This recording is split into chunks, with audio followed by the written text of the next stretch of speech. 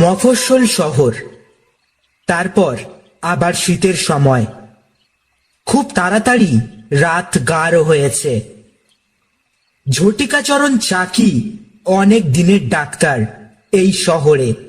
যদিও ওর নামের পাশে এমবি বা এমবিবিএস, এমডি ইত্যাদি কিছুই নেই, তবু ডিসপেন্সারি ওর জমজমাট। বাড়িতেই ছোটখাটো একটা ডিসপেন্সারি। সেখানে একটা কাঁচ ভাঙা আলমারিতে গোটা কয়েক ওষুধ থাকে, একটা নড়বড়ে টেবিল আর একটা চেয়ার। রুগীদের বসবার জন্য গোটা দুয়েক বেঞ্চও পাতা আছে। ঝটিকা বাবুর রুগীরা এই শহর থেকে বেশ খানিকটা দূরের মানুষ। 5 মাইল বলে একটা গ্রাম আছে, সেই গ্রামে তাদের বসতি। বেশিরভাগ মানুষই পূর্ববঙ্গের তারা খাওয়া উদ্বাস্তু। কিছু এদেশি মুসলমান ঘরও আছে, তারা সবাই গরিব মানুষ। ঝটিকা বাবুকে কল দিলে ওরা অনেক সময় ফিজ দিতে পারে না। এই গাছের তরি তরকারি, কলাটা, মূলোটা দিয়ে থাকে। ঝটিকা বাবুর দাবি অবশ্য খুব বেশি নয়, উনি এতেই খুশি থাকেন। রুগীরা অনেকেই বাঁচে না, তাই বলে কেউ ডাক্তারকে দোষারোপও করে না। ভাগ্যের দোহাই মেনে রুগীর আত্মীয় স্বজন কপাল চাপড়ে চলে যায়। মৃত রোগীর আপনজনদের শোকের অংশীদার হন ডাক্তারবাবু। ঝটিকা বাবুর চোখের জল গরিব মানুষের মন ভেজায়।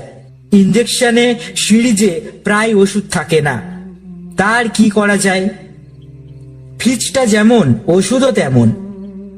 ডাক্তারবাবু ইঞ্জেকশনের সিরিঞ্জে ডিস্টিলড ওয়াটার ভরে কলেরা, টাইফয়েড, টিবি রোগীকে নির্বিশেষে ছুঁচ ফুটিয়ে যান। বোকা মানুষগুলো পরম নির্ভরতায় তাকিয়ে থাকে হাতুড়ে ডাক্তারের চোখের দিকে। সেদিন রাত গোটা 9 হবে। ঝটিকাচরণ চাকি রুগী টুগি দেখে ডিসপেন্সারি বন্ধ করে সবে ঘরে গেছেন। ঝটিকা বাবুর কাজের ছেলেটি ভানুভক্ত ছেত্রী ভাত বেড়ে ওকে খেতে ডাকছে। আসছি। ঝটিকা বাবু প্যান্ট ট্যান্ট ছেড়ে লুঙ্গিটা সবে হাতে নিয়েছেন। এমন সময় ডাক্তার বাবু, ডাক্তার বাবু বলে কে যেন ডেকে ওঠে। ঝটিকা বাবুর স্ত্রী মারা গেছেন অনেক দিন। নিঃসন্তান ঝটিকা বাবু এই কাজের ছেলেটিকে পুত্র স্নেহে মানুষ করেছেন। সেই ওর তদবির তদারকি করে। উনি ভানুকে ডেকে বলেন, বাইরে যে এসেছে তাকে বলে দে কাল সকালে আসতে। বিরক্তিতে কুঁচকে ওঠে ঝটিকা বাবুর ভুরু। বয়সের বলিরেখাগুলো স্পষ্ট হয়ে ওঠে কপালে। আচ্ছা জ্বালাতন, আমার কি বিশ্রাম টিশ্রাম নেই? গজর গজর করতে থাকেন ঝটিকা বাবু। ওর পায়ের কাছে অনেকগুলো পাকা কলা। এক রুগী দিয়ে গেল এই মাত্র। ঝটিকা বাবুর লোলুপ দৃষ্টি পড়ে কলার ওপরে। সোনার রঙের মতো এমন পাকা মর্তমান কলা, আহা! ঝটিকা বাবুর জিভে জল এসে যায়। ঠিক তখনই ভানু এসে বলল, লোকটা কাঁদো কাঁদো ভাবে বলছে তার বউয়ের খুব অসুখ, এক্ষুনি ডাক্তারবাবু না গেলে তাকে আর বাঁচানো যাবে না। কি মুশকিল, কি মুশকিল। বলতে বলতে ঝটিকা বাবু ডিসপেন্সারির জানলার কাছে এগিয়ে যান। ভানু চেঁচিয়ে বলে, বাবু, ভাত খেয়ে গেলে হতো না? ঝটিকা বাবু সে কথা গ্রাহ্য করেন না। কে? বলে ঝটিকাচরণ চাকি মুখ বাড়ান ডিসপেন্সারির জানালায়। রোগা ছিপছিপে একটা লোক এগিয়ে আসে। তার মুখে খোঁচা খোঁচা দাড়ি, রুক্ষ এক মাথা চুল। এর বেশি অন্ধকারে বোঝার উপায় ছিল না। করুণ গলায় লোকটি বলে, একবার চলুন ডাক্তার বাবু, আমার স্ত্রীর বড্ড অসুখ। আজ নয়, কাল যাব। গলা খেকিয়ে বলেন ডাক্তার। কিন্তু লোকটি অবুঝ।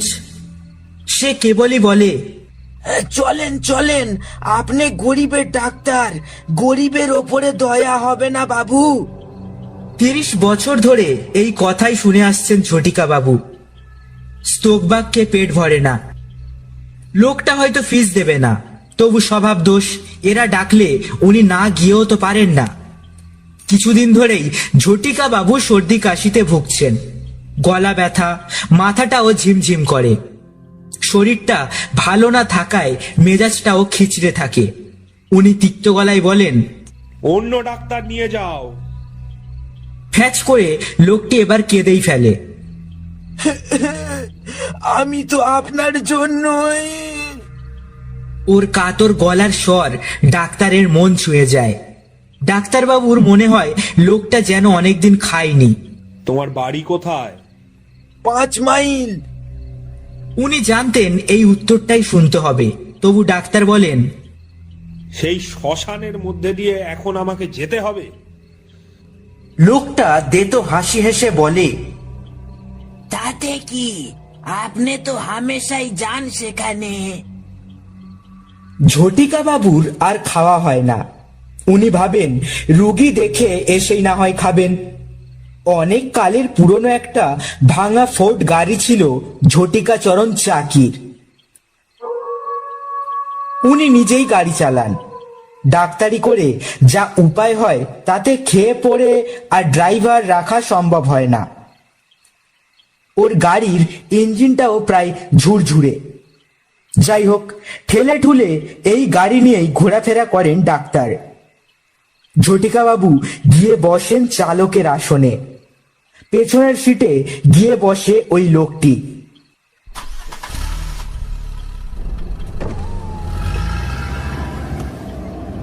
গাড়ি ছুটছে, ভট ভট আওয়াজ কেবলই। মনে হচ্ছে পৈতৃক প্রাণটা বুঝি যায়। মরা ভরলির রাস্তা ধরে যখন গাড়ি ছোটে, তখন চারিদিকের গাছপালা আর পেঁচার ডাক রীতিমতো যেন অন্য মনস্ক করে ডাক্তারবাবুকে। অনেক দূরে টিমটিম করে জ্বলছে কয়েকটা আলো। ঝোড়ো হাওয়া বইছে থেকে থেকে। শীতে কামড়ে ধরছে শরীর। গ্লাভস পরা হাতটাও মাঝে মাঝে স্টিয়ারিং থেকে ফসকে যাচ্ছে যেন ওর। ঝটিকা বাবু বুঝতে পারছেন না এক্সিলারেটরের ওপরে কেন ওর দখল নেই আর। গলাবদ্ধ কোট, কান মাথায় বেশ করে মাফলার জড়ানো, তবু কেন হু হু করে ঠান্ডা ঢোকে। এক্সিলারেটরে পা ছোঁয়ানোর আগেই গাড়ি তীর বেগে ছুটতে থাকে। আশ্চর্য, মরাভরলি নদীর পাড়ে কয়েকটা আলো, চিতা জ্বলছে শ্মশানে। এত দূর থেকে লোকজন বোঝার উপায় নেই। কি ভাই, আর কতদূর? সামনে অন্ধকার রাস্তার দিকে তাকিয়ে প্রশ্ন করলেন ঝটিকা বাবু। কিন্তু কোনো সাড়া শব্দ নেই। লোকটি কি ঝিমুচ্ছে নাকি? স্ত্রীর অসুখ, চিন্তায় ভাবনায় হয়তো সে খুবই ক্লান্ত। তবু এই শীতের রাতে এভাবে মুখ বুজে যেতেও ভালো লাগে না ডাক্তারের। উনি আবারও হাঁকেন। কি গো, তোমার দেশ কোথায় ছিল গো? তবু কোনো উত্তর নেই। পেছন ফিরে তাকান ঝটিকা বাবু। উনি দেখেন লোকটা ঘাড় গোঁজ করে বসে রয়েছে। অমাবস্যার রাত, ছিটে ফোটা আলো নেই আকাশে। শিয়াল ডাকছে, আর কয়েক গজ দূরেই চিতার আগুন। সেই আগুনের চারপাশে গোল হয়ে বসে রয়েছে কয়েকজন লোক। ঝটিকা বাবুর মাথা ধরে ওঠে। বাড়ি থেকে বেরোনোর সময় ওর প্রাণটা ছটপট করছিল এক কাপ চায়ের জন্য। উনি ভেবেছিলেন এই গরিব লোকটি ফিস দিতে না পারলেও চা দেবে নিশ্চয়ই। শ্মশানের চিতার আগুন লাল হয়ে লাফিয়ে লাফিয়ে উঠছে অমাবস্যার আকাশে। ঝটিকা বাবু ভূত বিশ্বাস করেন না, তবু কেমন যেন একটা অস্বস্তি হতে থাকে। কেশে গলাটা পরিষ্কার করে নিয়ে উনি বলেন, এসে তো পড়লাম 5 মাইল। এবার বলো, তোমার বাড়ি কোথায়? লোকটির যেন হুঁশ হয়। এইবার ডাইনের রাস্তা ধরুন বাবু। হ্যাঁ, কি বললে? ওদিকে তো মাঠ মনে হচ্ছে। মাঠ নয়, মাঠ নয়, খানিকটা পুরো জমি বাবু। লোকটা হায়নার মতো খ্যাক খ্যাক করে হাসে, যেমন গেঁয়ো তেমনি অসভ্য তো, ভাবেন ডাক্তার। আগে জানলে এর সঙ্গে, আরে দূর দূর। কিন্তু গাড়ি তখন ওর আয়ত্তের বাইরে চলে গেছে। এবড়ো খেবড়ো জমির ওপর দিয়ে গোয়ারের মতো গো গো করে ছুটছে গাড়ি। এবারে বাঁয়ে। লোকটি বলে ওঠে। সঙ্গে সঙ্গে গাড়িটা বাঁদিকে ঘুরে যায়। ডাক্তার ভাবেন, আরে এ তো বড় মজা, গাড়িটা মন্ত্র শক্তি পেয়েছে নাকি? স্টিয়ারিং ঘোরানোর আগেই গাড়ি ঘুরে যায়। কিন্তু সামনেই যে একটা জলের রেখা দেখা যায়। সর্বনাশ, ওটা খাল না? ঝটিকা বাবু আটকে ওঠেন। গাড়ির ইঞ্জিনের মধ্যে যেন হাজারটা পাখি ডাকতে থাকে। অনেক কালের পুরনো পাঁজর বের করা ফোর্ড গাড়িটা যেন বিদ্রোহের সুর তোলে। ক্ষুব্ধ বিরক্ত ঝটিকাচরণ চাকি গলায় ঝাঁঝ ঢেলে বলেন, কি হে, এই রাত দুপুরে তুমি কি আমার সাথে ফাজলামি করছো? আর যাব কোথায়? ওদিকে যে খাদ। লোকটি ফের হাসে, সেই বিশ্রী হাসি। ব্রেক কষেন ডাক্তার। প্রচন্ড জোরে একটা ধাক্কা খেয়ে গাড়িটা থেমে যায়। আর সেই মুহূর্তে লোকটা বলে ওঠে, আসুন ডাক্তার বাবু, ওই সামনেই আমার চালা ঘর। খালের ওপারে? হ্যাঁ, বাঁশের একটা সাঁকো রয়েছে, দেখছেন না? ওই সাঁকোটা পার হয়ে আপনি আসুন। লোকটির গলায় এবার অনুনয় ঝরে পড়ে। আবার বাঁশের সাঁকো? এসব কথা আগে বলা উচিত ছিল। বকবক করতে করতে গাড়ির দরজা খুলে নামেন ডাক্তার। তার বেতো কেশো দেহটার বুকের ওপর যেন হাঁপড় পড়তে থাকে। স্টেথিস্কোপ আর ওষুধের বাক্সটা হাতে নিয়ে ডাক্তার হাঁটেন লোকটির পেছন পেছন। সাঁকোর ওপর দিয়ে যাবার সময় ক্যাচড় ক্যাচড় আওয়াজ হয়। কিন্তু লোকটির হাঁটা এতটাই দ্রুত যে সে চোখের পলকে বাতাসের মতো মিলিয়ে যায়। আজকাল চোখে কম দেখেন ঝটিকাচরণ। বাঁদিকের চোখটায় সামান্য ছানি পড়েছে, তাই ডাক্তার ভাবেন ওটা হয়তো ওর চোখের গোলমাল। বাঁশের সাঁকো পেরিয়েই একটা চালা ঘর। লোকটি যেন আদর করে ডাকে, আসুন ডাক্তার বাবু, আসুন। তুমি কোথায়? আলো টালো ধরো। চাপা রাগে বলেন ডাক্তার, যেন হাওয়ার ভেতর থেকে কথা ভেসে আসে। এই যে আমি ডাক্তার বাবু, কেরোসিনের যা দাম, আলো জ্বালবো কি করে? মাটির দাওয়ায় পা রাখেন ডাক্তার। কতগুলো চামচিকে উড়ে যায়। বহুদিনের পুরনো ধুলোর ভ্যাপসা গন্ধ ডাক্তারের নাকে আসে। তাড়াতাড়ি রুমালটা নাকে চেপে ধরেন উনি। অন্ধকার ঘুটঘুটে ঘরের মধ্যে থেকে লোকটি বলে, ওই তো দরজা, সোজা চলে আসেন। ঝটিকাচরণ চাকির বুকের ওপর যেন পাথরের মতো ভয় চেপে বসে। জীবনে অনেক বাড়ি তো এই এলাকায় এসেছেন ডাক্তার বাবু, কিন্তু এমন গা ছমছম তো করেনি কখনো।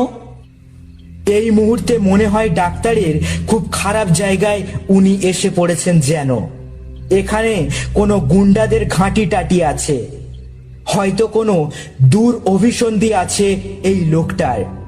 যদি ও টুটি চেপে ধরে ডাক্তারের হাতের ওই ঘড়িটা, না পকেটের ওই সামান্য কটি টাকা, কিন্তু এইটুকুর জন্য না, না, এ হতে পারে না। ঘরের মধ্যে পা দেন ডাক্তার। পচা দুর্গন্ধ, ইঁদুর মরে রয়েছে নাকি না অন্য কিছু। খসখস আওয়াজ হতে থাকে। সামনেই লোকটি দাঁড়িয়ে।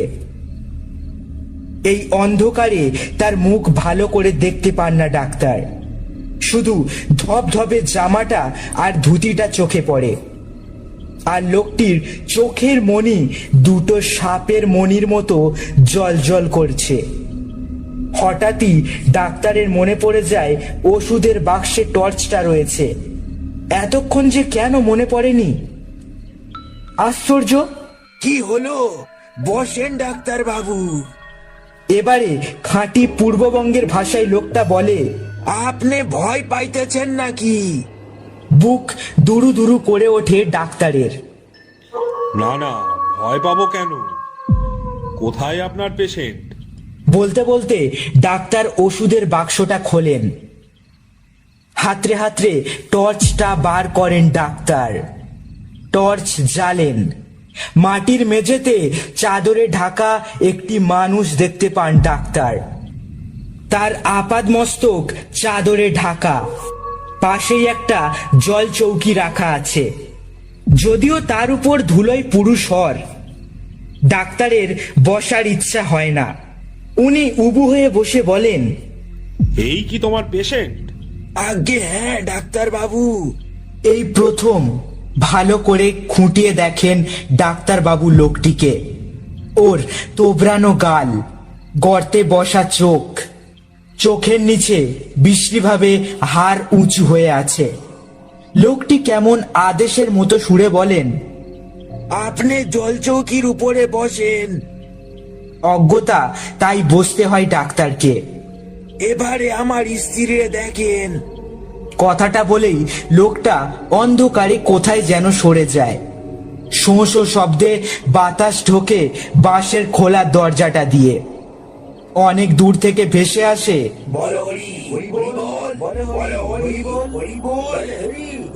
দূরে কারা যেন চেঁচিয়ে চেঁচিয়ে শ্মশানের দিকে চলে যায়। কাঁপা কাঁপা গলায় রুগীকে উদ্দেশ্য করে ঝটিকাচরণ চাকি বলেন, আপনি হাতটা বার করুন তো। তখন সাদা চাদরের মধ্যে থেকে নিঃশব্দে একখানা হাত বেরিয়ে আসে। মুখটা ঢাকাই থাকে। নারী দেখার জন্য হাতের কবজিটা ধরেন ডাক্তার।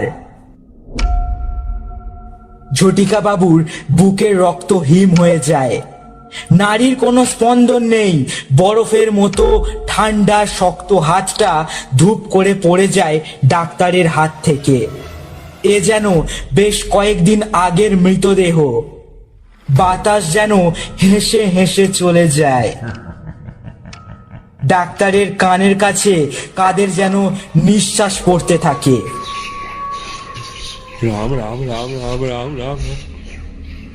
নাস্তিক ডাক্তার জীবনে এই প্রথম মনে মনে রাম নাম করেন। পরিমরি করে ছুটে পালাতে যান ডাক্তার, কিন্তু দরজার কাছে অদৃশ্য মানুষের গলার স্বর। কেমন দেখলেন ডাক্তার? ভালো ভালো। পথ আগলে দাঁড়ায় তবু লোকটা। একটা প্রেসক্রিপশন কিংবা নিবেদন পক্ষে একটা ইনজেকশন। ডাক্তার কি মূর্ছা যাবেন এখন? রাম নাম মনে মনে জপতে জপতে অসম্ভব সাহসী ডাক্তার পকেট থেকে কাগজ কলম বার করে ফসফস করে প্রেসক্রিপশন লেখেন। দরজা থেকে সরে না লোকটা। ডাক্তার বাবু, একটা ইনজেকশন দেন। কঠিন কণ্ঠস্বর। না, লোকটা যে নাছোড়বান্দা। শেষ পর্যন্ত ওই মরা মানুষটার গায়ে ছুঁচ। কি হলো ডাক্তার বাবু, দেরি করেন কেন? লোকটা যেন প্রায় ধমকে ওঠে। ডাক্তারের মাথার ওপর চামচিকে উঠতে থাকে। উনি শকুনের কান্না শুনতে পান। সামনে শেওড়া গাছের মাথায় শকুনের কান্না। অনেকগুলো শকুন একসঙ্গে সুর মিলিয়ে কাঁদতে থাকে। বাতাসের শব্দ, শকুনের কান্না, চামচিকের লুটোপুটি মিলে মিশে অদ্ভুত একটা বাজনা তৈরি হয়। ডাক্তারের বুকের মধ্যেও বাজনা বাজতে থাকে। সেই ডিস্টিলড ওয়াটার ভরা ইনজেকশনের সিরিঞ্জিটা মেঝেতে শোয়া মরা মানুষটার হাতে ফুটিয়ে দেন ডাক্তার। হঠাৎ এর মুখের চাদরটা সরে যায়। নাকি নাকি সুরে সে বলে, একই কলের জল বাবু, 10 দিন আগে এই সুচ ফুটাইয়া তো আমারে মারছিলেন।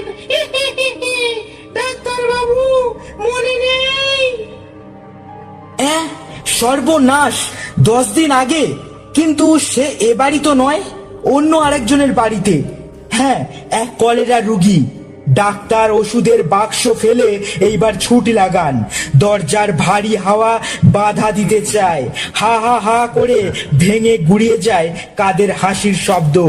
শকুনেরা কেঁদে যায় চামচিকে পাকা ঝাপটায়। কোনো দিকে ভ্রুক্ষেপ নেই ডাক্তারের। পেছন পেছন ছুটে আসে কে যেন, নাকি সুরে বলে, ডাক্তার বাবু, আপনার ফিস, আপনার ফিস। ডাক্তার ছোটেন, ছুটতেই থাকেন।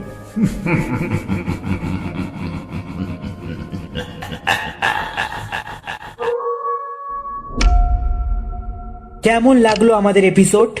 এরকম আরো এপিসোড যদি আপনি শুনতে চান, এরকম ঘটনা গল্প আপনি যদি শুনতে চান, তাহলে আমাদের চ্যানেলটিকে সাবস্ক্রাইব করে দেবেন এবং বেল আইকনটি বাজিয়ে দেবেন, যাতে পরবর্তী গল্প আসার সাথে সাথে আপনারা নোটিফিকেশন পেয়ে যান। তাহলে সবাইকে শুভরাত্রি, শুনতে থাকুন। Nothing.